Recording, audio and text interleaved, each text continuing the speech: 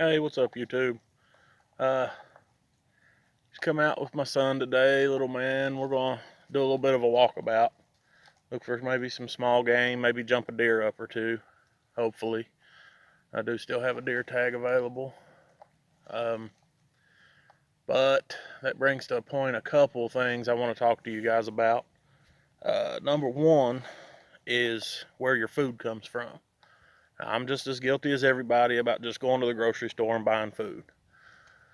All right, what do we do if the grocery stores are closed or empty or there is no food to go buy or we have no money to buy it with? I, myself, and my son both love to hunt and fish. Just the way we are. Now, if you don't eat meat, then don't eat meat. You're good to go. You better learn to raise a garden. But we hunt. I haven't hunted near as much this year as I should have, but we do hunt. Still got the rest of this month to tag out for a deer, and then all of next month for small game. So we should be able to put some meat in the freezer. Um, but if you do eat meat and you don't hunt, you better learn, because if the balloon goes up and you don't know how to hunt and you're not equipped to hunt, you're going to starve to death.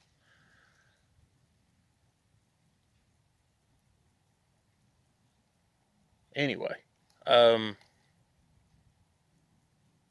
if you've never eaten wild game before and you want to try it before you learn to hunt, I understand. Get out in your community and find somebody that hunts and talk to them. They'll be more than happy to share meat with you. They may not give you a whole lot, but at least enough to have a meal and see what you think about it. There's a billion different ways to prepare every kind of wild game there is. Google it. There's recipes like crazy all over the internet. Um, but you definitely need to learn and you definitely need to try some wild game. And when I say wild game, I'm not just talking about deer and turkey. Uh, I eat squirrel. I've got a lot of friends that eat groundhogs, raccoons. I've even talked to some guys that think bobcat's the greatest meat they've ever eaten. So do what you got to do. Um, just do it. That's the key to it. Like I said, if you don't eat meat, learn to raise a garden. If you do eat meat, learn to raise a garden because you're going to need it. Um, it's kind of a tough time right now for me to be doing much of that around the house because it's just cold here. We looked up and got a relatively warm day. It's probably 50 degrees, but that's too cold to raise a garden. So hopefully, if the weather holds out like this in the next couple weeks, we'll do some videos clearing some land and getting ready for a garden in the spring. Um, Another point I want to talk about is finances when it comes to being prepared for this kind of stuff. Hand me that 22, Lucas. You don't have to have all this high-end tactical crap. Yeah, it's cool to have. It's fun. And if you've got it, use it, man. There's nothing wrong with it. But this is a Glenfield Model 60 22 semi-automatic. Got the cute little squirrel, if you guys can see it. You know, it's old.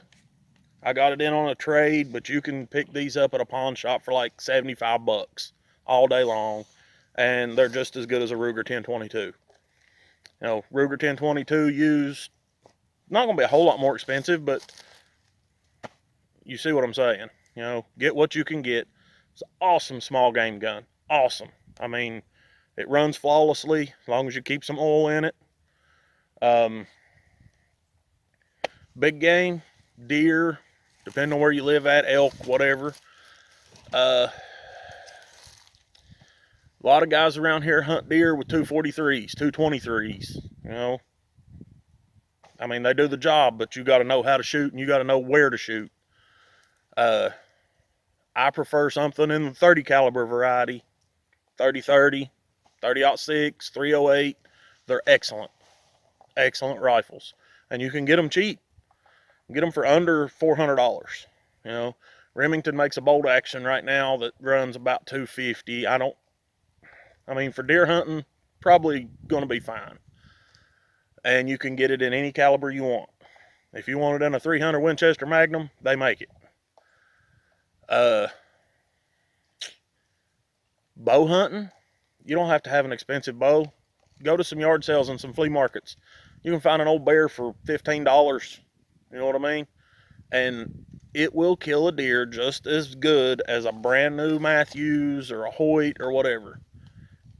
A new bow unless you just go buy bottom of the barrel at Walmart or somewhere, a new bow is $1,000, give or take a little. I got mine that I'm using right now in on a trade off of a friend of mine. It's a Hoyt competition bow. Yeah, it's shiny. I gotta fix that. Just haven't done it yet. Plan on waiting until after season, actually. So when I spray paint it, by the time next season comes in, the smell of the spray paint will be gone. But you don't have to have anything expensive. Just use what you got or what you can afford. If you can afford all the cool high-end stuff, awesome, go for it. If you can't, get what you can afford and learn to use it well. I mean, honestly, it's pretty simple. Crap, looks like my camera's about to die. Okay, guys, I'm back. Little man's off exploring, seeing what he can find in the woods. But anyway, like I was saying, just use what you can afford.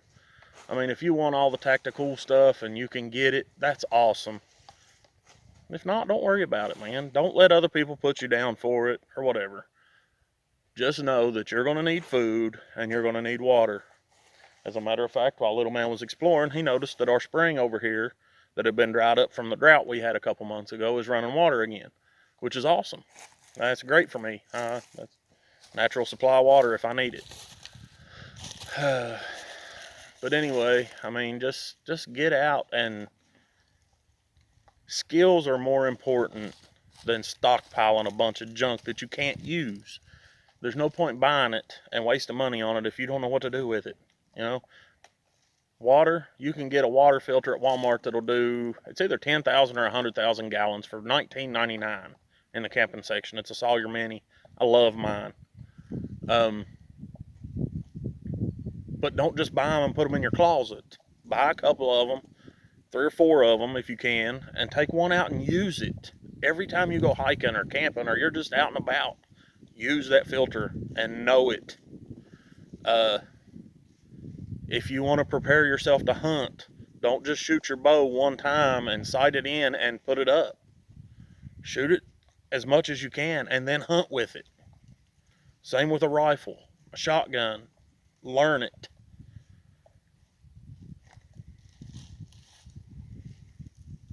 Lucas, is that a squirrel up there? Sounds like it. No, I'm talking about up here. Sounds like it. It might just be a leaf blowing in the wind. I can't tell. Anyway, guys, just get yourselves ready, because, you know, we might not see some foreign country invade us or a massive super volcano or something like that, but you never know when a natural disaster might hit, a hurricane, an earthquake. Depending on where you live, you never know what could happen. So just be ready, because you may have to go a month. You may have to go 6 months without grocery stores and without food, without all those things. What was you going to say? I hear one up there. Yeah. I see a nest right here. Cool. Anyway, guys, Let me scope this out. Made a pun. he's going to check out this squirrel nest. Uh-huh, it is. Roger that. Okay, I'm going to let you guys go. Just some food for thought. Love you guys. Be careful, have fun, and be prepared. Later.